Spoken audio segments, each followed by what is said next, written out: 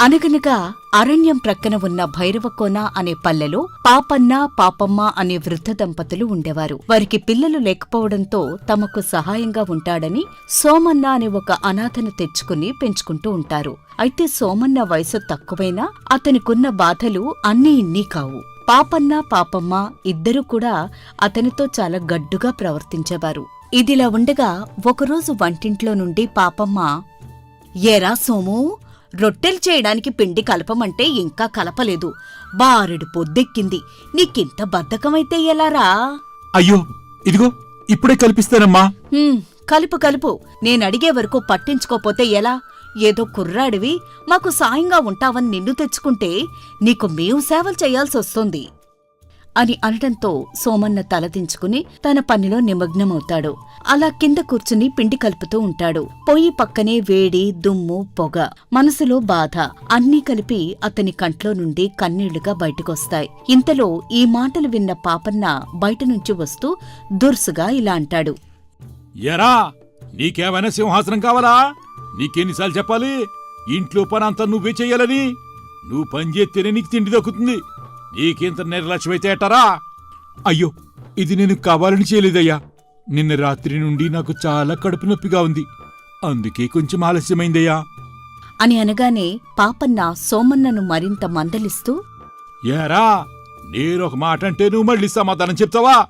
అసలు నీకు రాను పొగరు పెరిగిపోతుందిరా. నీ సంగతి ఇలా కాదు, ఉండి చెప్తాను అని పాపన్న వెంటనే ఒక కట్టెను తీసుకొచ్చి అతన్ని చితకబాత్తాడు. ఇక ఆ బాధలు తట్టుకోలేక సోమన్న గదిలో ఒక మూల కూర్చుని ఏడుస్తూ తన మనసులో ఇలా అనుకుంటాడు, చిచి, వీళ్లకు నా మీద ప్రేమ ఉండి నన్ను తీసుకురాలేదు. కేవలం వాళ్లకు ఒక పనివాడిగానే నేను కావాలి. ఇక ఈ ఇంట్లో నేను ఉండలేను. వెంటనే ఇక్కడి నుంచి అడవిలోకి పారిపోతాను. కనీసం అక్కడైనా దొరికింది తింటూ ప్రశాంతంగా బ్రతకచ్చు. కనీసం ఈ బాధలైనా తప్పుతాయి. ఈ ఆలోచన వచ్చిన కొద్ది క్షణాల్లోనే సోమన్న నెమ్మదిగా పైకి లేచి తన చిన్న సంచి తీసుకుంటాడు. అందులో ఎండిన జొన్నలు, చిన్న మట్టి పాత్రలు మాత్రమే ఉంటాయి. అలా అక్కడ్నుండి బయటకొస్తున్న సోమన్నను చూసి పాపమ్మ ఇలా అంటుంది, "ఏరా సోము, ఎక్కడికి బయలుదేరావు? ఆ చేతిలో ఆ సంచి ఏమిటి? ఏదో మా ఇంట్లో వాడివని తిడితే కొంపతీసి ఇల్లొదిలెళ్ళిపోతున్నావా ఏమిటి?" అని అడుగుతుంది. అయితే సోమన్న సమాధానం చెప్పకుండా మౌనంగా అక్కడ్నుండి బయటికి బయలుదేరతాడు. ఇది గమనించిన పాపమ్మ గట్టిగా అరుస్తూ పాపన్నను పిలుస్తుంది. "అయ్యో అయ్యో అయ్యో, ఎక్కడున్నారండి? ఈ పిల్లాడు ఇల్లు వదిలి పారిపోతున్నాడు. త్వరగా వచ్చి పట్టుకోండి" అని అనగానే పాపన్న గబాల్న బయటికొస్తాడు. అయితే అప్పటికే సోము తన నడకలో వేగం పెంచి అడవి వైపు సాగిపోతాడు. అది చూసి పాపన్న, "యారా సోము, యాడికెళ్తావురా? అడవిలోకి పోతున్నావా?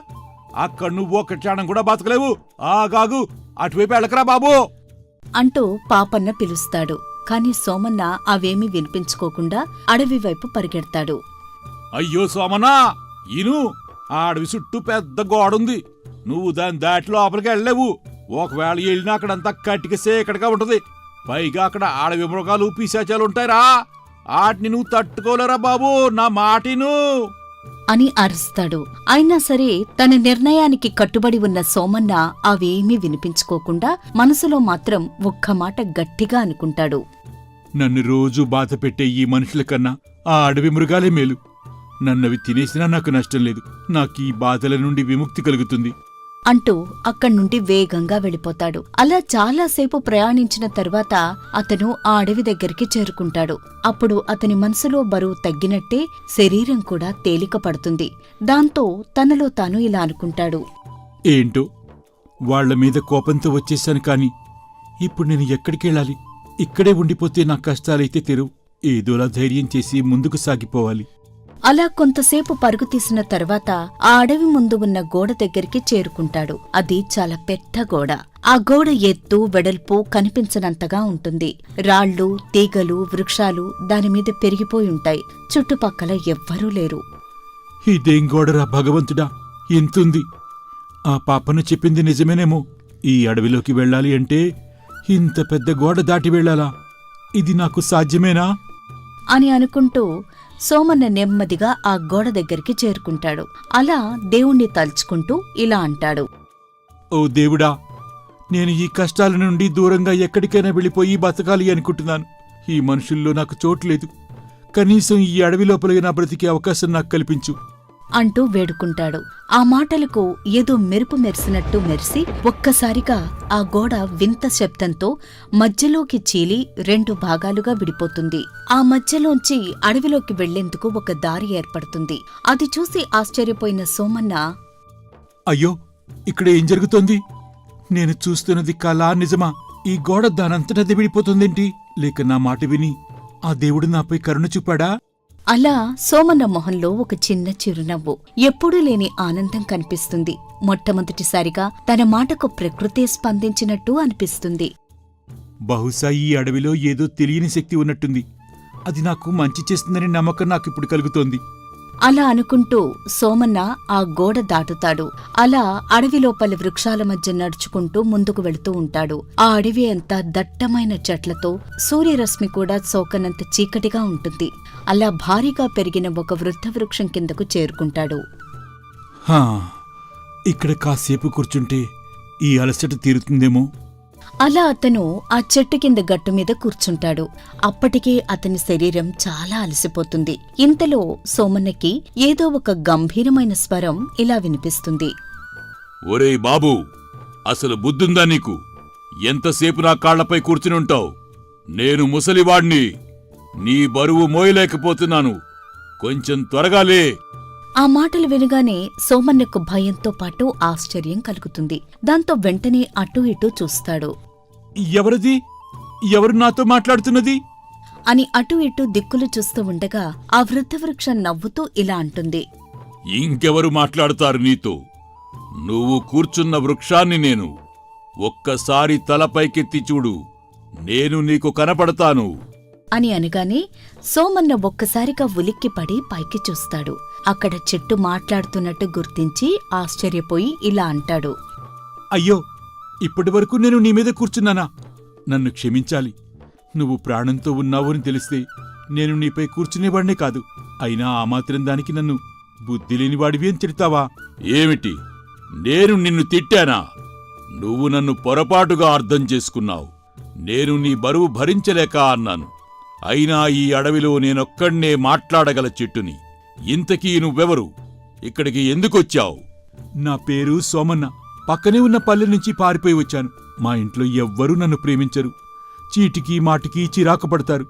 అందుకే ఇక అక్కడ బ్రతకలేక ఇలా ఈ అడవిలోకి వచ్చేశాను అని చెప్పగానే ఆ కుర్రవాడి అమాయకత్వానికి ఆ వృద్ధ వృక్షానికి జాలి కలిగి ఇలా అంటుంది.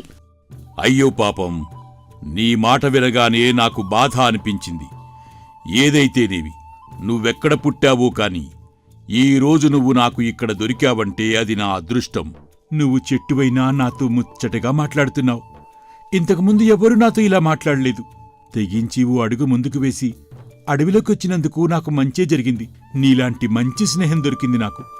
కాని నాకిప్పుడు చాలా ఆకలిగా ఉంది. అయ్యో పాపం, ఆకలిగా ఉందా? దిగులు పడకు. ఇక్కడ నీకు ఆహారానికి ఏ లోటు ఉండదు. ఈ అడవి మొత్తం కాయలు పండ్లతో నిండి ఉంది. నీకేం కావాలో చెబితే అది నీకందిస్తాను. ఈ అడవిలో నీలాంటి మంచివారు ఉన్నారన్న సంగతి నాకిప్పటి వరకు తెలీదు. ఓ చెట్టు నా ఆకలి తీర్చి తన మాటలతోనూ నన్ను ఆదరిస్తుందని నేనెప్పుడూ ఊహించలేదు.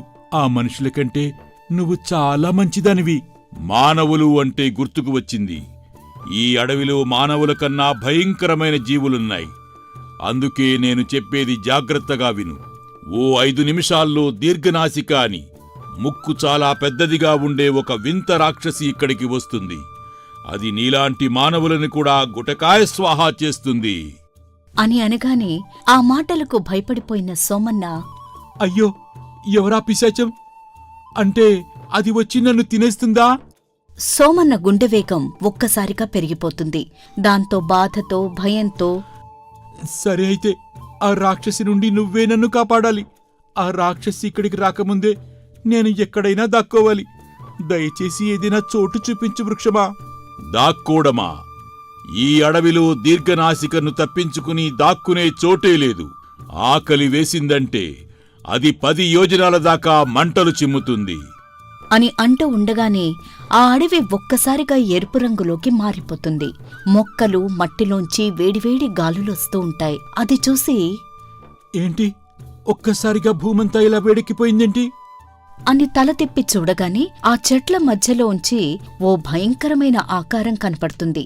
నెత్తురు రంగులో ఎర్రబడిన కళ్ళు, ముందుకు వంపుగా వచ్చిన ముక్కు, 4 చేతులతో మంటలు ఉప్పొంగుతున్న శరీరంతో అదే దీర్ఘనాసిక. అది వాళ్ల ముందుకు వచ్చి సోమన్నను చూసి, ఆహా, ఈరోజు నాకు ఆహారం దొరికేసింది. ఈరోజు నాకు మానవుడే ఆహారం కానున్నాడు. అసలే చాలా ఆకలిగా ఉంది. వెంటనే వీడిని తినేస్తాను అని అంటూ ఆ తినే ప్రయత్నంలో ఒక్కసారిగా భూమి అదిరేటట్టు తుమ్ముతుంది. అలా వరుసగా తుమ్ముతూనే ఉంటుంది. ఇక అది చూసి వణికిపోతున్న సోమన్న ఆ రాక్షసి నుండి తప్పించుకోవడానికి ఇలా అంటాడు, దయచేసి నన్ను తినకండి. నేను మామూలు పిల్లవాడిని కాదు. నాకు వైద్యం తెలుసు. నా దగ్గర మీ తుమ్ములకు మందు ఉంది. ఏమిటి? నా తుమ్ములకు నీ దగ్గర మందుందా? చాలా కాలంగా నేను తుమ్ములతో ఇబ్బంది పడుతున్నాను. పొడవాటి ముక్కవడంతో ఈ తుమ్ముల వలన సరిగ్గా ఆహారం కూడా తినలేకపోతున్నాను. ఈ సమస్యకు పరిష్కారం ఉంటే చెప్పు అని అనగానే సోమన్న కొంచెం ధైర్యం తెచ్చుకుని, నీ సమస్యకి పరిష్కారం నాకు తెలుసు. అది ఎవ్వరూ చెప్పరు. కాని నువ్వు నన్ను తినకపోతే నేనే నీ తుమ్ములను మాయించేస్తాను. నీకు ఉపశమనం కలిగిస్తాను అని అనగానే ఆ దీర్ఘనాసిక కాసేపు ఆలోచించి, నీ తెలివి నాకు నచ్చింది.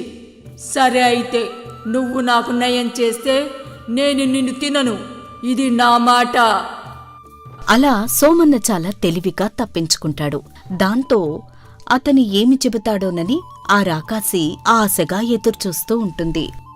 సరే, ఇప్పుడు విను. నీ తుమ్ములకు అస్సలైన ఔషధం సూర్యరశ్మి. కంటికి కాంతి, శరీరానికి వేడి. ఆ వెలుగు మాత్రమే నీ జలుబుని నయం చేయగలదు. అదేంటిరా, ఇక్కడ ఈ దట్టమైన అడవిలో ఎప్పుడూ చీకటి తప్ప వెలుతురు అనేదే ఉండదు. మరి ఎలా? అందుకే ఇక్కడ కాదు, ఈ అడవి అవతల ఆ పెద్ద గోడకి బయట ఒక్క పెద్ద వెలుగుంటుంది. నాతో వచ్చి ఒక్కసారి ఆ వెలుగును చూడు చాలు. నీ తుమ్ములు దెబ్బకి తగ్గిపోతాయి. సరే అయితే పద. నా తుమ్ములు తగ్గుతాయి అంటే ఎంత దూరమైనా వస్తాను అని దీర్ఘనాసిక నెమ్మదిగా సోమన్న వెనుక నడుస్తూ ఉంటుంది. దాంతో సోము ఆ వృద్ధవృక్షం వద్ద సెలవు తీసుకుని ఆ రాక్షసితో కలిసి బయలుదేరతాడు. అలా వారా గోడవైపుగా పయనమవుతారు. నాకైతే ఎప్పుడూ చీకటిలో ఉండటం అలవాటు. వెలుగు అంటేనే భయం. కానీ నువ్వు చెప్పినట్టు అది నా జబ్బును నయం చేస్తే మంచిదే. నువ్వు నన్ను నమ్మావు కదా, ఇప్పుడు నిన్ను నువ్వు నమ్ము. వెలుగు భయం కాదు, అది శరీరానికి ఉత్తేజం. అలా ఇద్దరూ ఆ గోడ దగ్గరికి వెళతారు. వెంటనే ఆ గోడ 2 భాగాలుగా చీలి ఆ మధ్యలో సూర్యకిరణాలు మెరుస్తూ దారి తెరుచుకుంటుంది. ఆ వెలుగు సోమన్న ముఖంపై పరుచుకుంటుంది. ఇదిగో చూడు, ఇదే వెలుగు. ఇదే నీ మందు. నీకు కావలసింది ఇదే కదా? దాంతో దీర్ఘనాసిక ఆనందంతో, హహహ, ఈ సూర్యరశ్మి ఎంత బాగుందో. నాకు తుమ్ములు కూడా తగ్గిపోయాయి. ఇది నిజంగానే పనిచేసింది. అలా దీర్ఘనాసిక సూర్యరశ్మిని ఆస్వాదిస్తూ సోమన్న వెనుక ఊరివైపు నడుస్తూ ఉంటుంది. ఇక మరోవైపు ఇంటి దగ్గర పాపన్న, పాపమ్మ సోమన్న ఇల్లు విడిచి వెళ్లిపోయినందుకు బాధపడుతూ తాము చేసిన తప్పు గ్రహించి పశ్చాత్తాపంతో ఎప్పటికైనా సోమన్న తిరిగి వస్తాడని ఎదురుచూస్తూ ఉంటారు. ఇంతలో అక్కడికొచ్చిన సోమన్నను చూసి, అదిగో మన సోము తిరిగొచ్చేశాడు. కాని అతని పక్కన ఏదో రాక్షసిలా ఉంది. అది కూడా ఇటే వస్తుంది. సోమన్న వారి దగ్గరకు వస్తాడు. అతని మొహంలో భయం లేదు. భయంకరమైన ఆ రాక్షసితో పాటే గుండె నిండా ప్రేమతో ఉంటాడు. దాంతో పాపన్న చలించిపోయి, ఇదిగో సోమన్నా, నన్ను క్షమించరా బాబు. మేము నిన్ను పెట్టిన కష్టాలు మర్చిపోయి మమ్మల్ని మన్నించరా బాబు. నీ పట్ల మేం ప్రవర్తించిన తీరికి మాపై మాకే అసహ్యవేత్తందిరా. నువ్వు మాకు శాపం అనుకున్నాం కాని నువ్వే మా శ్రేయోభిలాషివిరా. నిన్ను క్షమాపణ కోరి అర్హత కూడా మాకు లేదురా బాబు. నిన్ను ప్రేమించాల్సిన మేమే నిన్ను చాలా బాధ పెట్టానురా బాబు. ఇక నుండి నిన్ను మేం కన్న బిడ్డలా చూసుకుంటాం. నువ్వెక్కడికి వెళ్ళొద్దు, మాతోనే ఉండు. అయ్యో, మీరలా అనకండి. ఇప్పటికైనా నా బాధ మీకు అర్థమైతే నాకంతే చాలు.